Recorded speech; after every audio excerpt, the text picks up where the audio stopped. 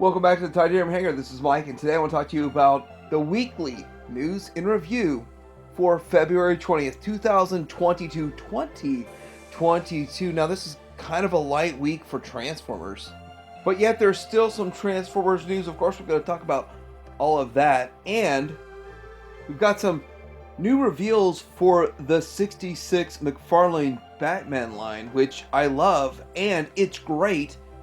Talk about that.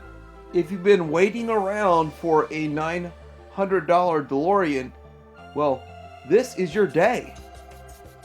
There are many premium statues coming out, but I'm only going to talk about a few. More information on the 3-0, formerly known as the A3 Voltron. And of course, all the Star Wars news is nothing but drama, or if it's not drama, it's a big letdown. Talk about this coming up.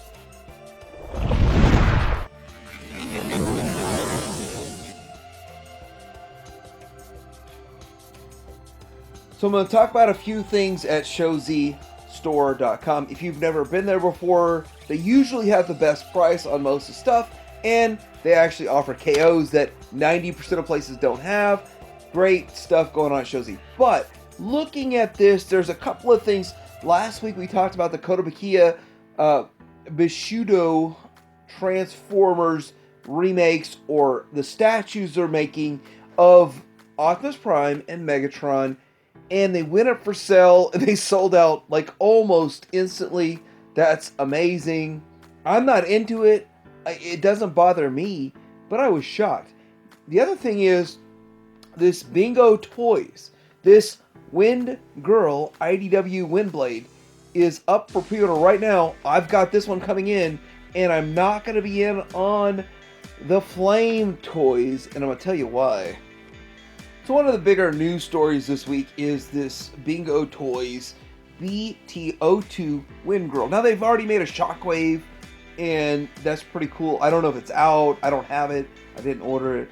But still, side by side, I still really do think Flames Toys, their take on the Windblade, and it's non-transforming, and it looks amazing, but you have to put it together, and it's like 2 hours of work to put an action figure together, and I'm thinking, I don't know, for $60 or $70, I don't know if I'm more in on that, but I gotta tell you, I kind of am in on Bingo Toys. I think it transforms, I don't really know, but I think it looks good also.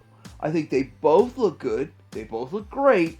And the biggest discussion here is the size of the bust. But I'm not a bust collector anyway, so I don't care.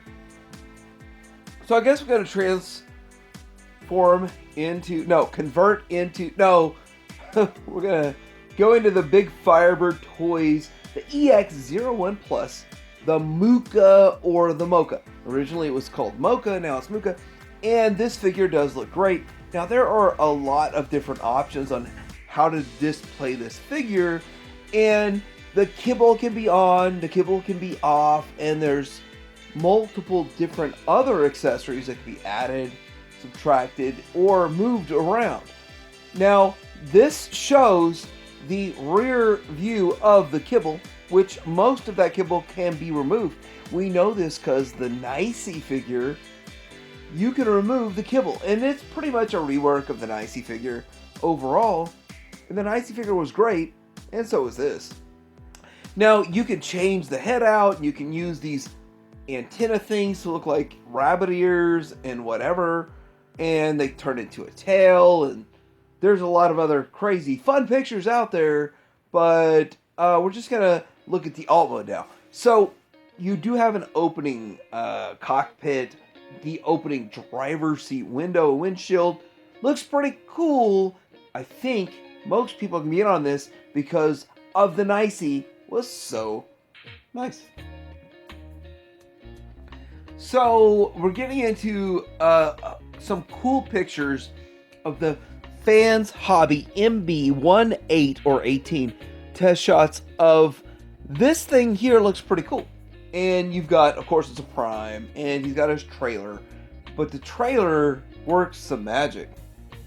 Here's kind of a reverse orientation of the trailer to turn it into a battle station, a storage station, a transport of sort. And here we go, showing what all goes inside this transport and all of this. So kind of some cool, interesting ideas that they come up with. And this company is doing all of these headmasters that nobody else does. And I really think that's what separates third-party Masterpiece Transformers from everything else. Now, you look into this and there's multitude of display options. You don't just have one, you can convert it around, transform it around, and add different elements and change it up. It's pretty cool, pretty interesting if you're into this.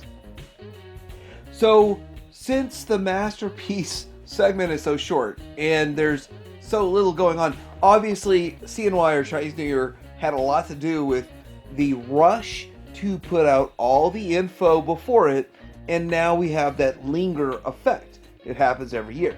But this is interesting because 3.0, officially licensed, used to be A3, is now putting out true information about this Voltron. Now, it's only 12 inches tall, but it is very articulated like everything that they do, and of course, it's going to carry a high price point. They've not released the price, the amount of articulation, how much die cast is in it, but all that stuff really doesn't matter at the end of the day. If you're in on this, I think 200 would be good. 400 would be a no-go for me. What do you think? So we've gotten more close-up pictures of the Kotobukiya statue, the Bushido series of the Convoy / Optimus Prime, and here's the thing, this is pretty much what we saw last week, but more people are excited and shows he's sold out, so I really didn't know that this was a thing. Now it hits Transformers, I guess it's on my radar. Alright, so getting in some good old Legends news, the Legends Iron Factory IFEX41 Sonic Wave. It's hitting, and people like this figure. It is stylized, but again, it's Soundwave, and Soundwave is one of my favorite characters. It easily makes my top 5. Now here's the alt mode, which still resembles a boombox or a Sony Walkman, but it's a stylized take on a Sony Walkman, and my personal belief with Iron Factory is it's much easier to make a stylized version than making a tuned version. You don't have to match the tune, you do whatever you want. Now, it also has a third mode with this kind of a War for Cybertron kind of feel to it, but it's sort of a truck or a Jeep or an ATV or an off-road ATV, something like that. So Mechanic Studios put out more pictures of Fire Flow or Hot Rod. So they've already made the Rodimus Prime. Ultra Magnus, Rodimus Prime, Hot Rod. So looking at this, it's got the fishing pole and all this, and this is Legends scale. Looks pretty good, looks pretty cool, but I don't know. Do I need a Hot Rod and the Rodimus? I don't know. Will this sell? Probably. This alt mode looks amazing. Just fantastic. I love Mechanic Studio, McFan's Toys. I think they're behind Hot Toys, which was not great. But still, looking at all this, it really looks amazing. It looks great. And this is the wild card for Legends that Masterpiece sorely needs. So Mechanic Studio is coming out with this thing here, the Heart of Steel Battle Train, which is supposed to be some Insecticons that turn into a train from the heel of Heart of Steel. So looking at all this, it's kind of cool, interesting, and sort of a subline that I did not know about, and very, very interesting. But Mechanic Studio's not done. They have this Revolt, which is a repaint of their... So I think this is a repaint of Hot Rod, but Still, it looks pretty cool. It is this shattered glass or something like that, but still looks really great. Here's the alt mode version of that, and it's going to be up for pre-order soon at every place that you order, including Shozi. So New Age this week has come out with the H13B Michael, the Legend Scale Shattered Glass Starscream.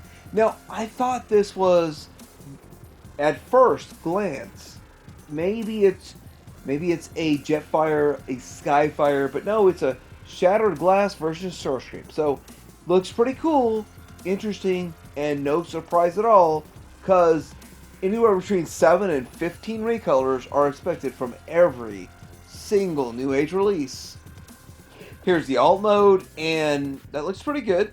I mean, you could still kind of tell it's Starscream, but it's Shattered Glass Starscream. Here we go with the accessories. He does come with a stand, which is more or less part of the whole Space Bridge gimmick and all that kind of stuff, but tons of accessories still included. It looks pretty cool. So we're seeing some roundups of different sightings in different countries of mainline stuff, but you know, this wave is showing up in the US and other countries, and it's fun to see new stuff, but I can put my finger in there and I can actually transform Ravage. I should have done a video. I keep wanting to do a video of that, but I do not do it. But one more packaging change bothers me. This past week, Sam switched to a paper cup from styrofoam. I love the environment, but my ice melts too fast. Does that bother you? So all joking aside about the packaging stuff, we'll all adapt to the change, as ridiculously nonsense bad as it is. So getting into this, there is a new Nickelodeon Transformers Earthspark that's coming out. Now it looks sort of G1, sort of not, and it's kind of a mix. And it's a mix between G1 and Cyberverse, in my opinion. But it looks okay, it looks kind of fun. We'll obviously get toys from it, but the show is going to be super kitty show. And the live action movie is targeting the adult audience. Now, moving into some more pictures of this, it does look kind of interesting. Some of the designs are different, and I've sort of accepted the weird CGI Masters of the Universe. I will definitely accept this, or at least give it a shot. So more about this media that is coming. Transformers Rise of the Beast will be released theatrically in 2023 and is the first of 3 new installments. A new animated series, which we just discussed, from Nickelodeon arrives this fall, and in 2024 the franchise expands further with a CG animated theatrical film. So, something along the lines of the 1986 movie. We all hope. Or maybe we don't. So there's going to be some sort of an art book for this Cybertron trilogy. The War for Cybertron trilogy coming out. Now we don't know much about it just yet. It will surround the Siege Earthrising Kingdom. And what this did is usher in toys that inspired a show that inspired ridiculously high-end toys that carried the kibble from the cheap toys. It's a funny conundrum. At the end of the day, this might be a lot of fun to look back on in 20 years. There's still no price or release date or availability for this book. So Hiya Toys has come out talking about some of the G.I. Joe reveals. Now there's not much about this, but they picked up the G.I. Joe license to make a 3.75 inch, well 4 inch or 1/18 scale line of mini G.I. Joe figures. Now you're thinking, well, wasn't Hasbro doing that? Isn't Super 7 doing that? So I really think that we've seen the end of the end of the end of the retro line at Walmart for Hasbro for G.I. Joe. So I really think that's where Hiya Toys has picked up that license. Now, I think that Super 7 does their 5 POA, which is at Target right now, and everywhere else online. So, the question mark is, what's different? Now, they made a statement, something you have not seen since the 80s. So, what are they going to do since the 80s? Hasbro's doing O-rings. Super 7 does 5 POA. I really think this is like 25th anniversary, 50th anniversary, whatever. The stuff that was going on in the retro collection, the 12 or 15 figures they put out at retro collection at Walmart, I think that's where they're going to pick up and take off. And I think they'll do a better job. So there is a really nice looking Pegasus from the soft vinyl with poly resin diorama. Anyway, this is the Star Ace, and it looks pretty cool. It is very expensive, of course. It is $355 for the deluxe edition. This also comes with a little bitty golden owl, whatever his name is, with a Medusa head. Looks pretty cool, pretty awesome. I'm actually currently trying to collect Clash of the Titans. It's hard, and I see this and I get discouraged with the price point. Good old Toddy Mac, Todd McFarlane, is coming out with the 66 series version of these characters. So first I want to say Penguin and Cat Girl, Cat Lady, whatever, look great. My son pre-ordered these for me because I didn't know they were out yet. So it's like, pre-order them. On Target.com, Target exclusives. Now, we've got Batman with these surf pants, now has gloves, boxing gloves. So it's the fourth version of Batman and the third version of the Riddler, because he has boxing gloves and surf pants now. So silly, ridiculous stuff, but at the end of the day, I really do like this line. I love this line. I'm going to keep up with it. I don't know about the weird surf pants boxing gloves, but the Penguin looks good. The Batgirl, Catgirl, Cat Lady, whatever, looks good, but no accessories at all. And that means no umbrella. So I've heard through the grapevine that a lot of Hot Toys collectors were waiting for a reissue of the Back to the Future Part 2 MMS DeLorean Time Machine. Maybe this is the first iteration of this, but the DeLorean itself is going for some money. But I'm looking at this. Oh, pre-orders sold out at $900. Wow. Wow. 1/6 scale, so 12-inch figures should fit in this gigantic thing. Really awesome, really amazing. Wow. $900 sold out from a few hours ago when I pulled it up, and now when I'm talking about it. So Iron Studios released some info on some picks for upcoming statues for multiple properties. So here goes. There is a Dominio for X-Men for BDS art scale 1/10, and there's Lady Deathstrike for X-Men 1/10 scale, and there's DeLorean 3 full set for 1/10 scale, and then there's the Back to the Future 3, Marty McFly, all that kind of stuff. But Doc Brown looks really good in here, and then there's the Alpha Deluxe Morphin Power Ranger. I don't know about that. And then there's Prince Adam. Guess what? Prince Adam for the statue 1/10 scale. All this looks good. Really expensive. So price wise, Doc Brown is $150 and Prince Adam is $160, and the rest of them are all over the place. Ridiculously crazy, but they look really, really good. So getting into some Star Wars news, obviously there's going to be some issues here, some drama here, but this is what they call the Bad Batch Cad Bane? No, whatever. Anyway, I've got a Cad Bane, and I don't need another one, but I think there's going to be several. First, we're going to get this one. We're going to get the Book of Boba Fett version, and then, who knows, 5, 6, 7 more in the future.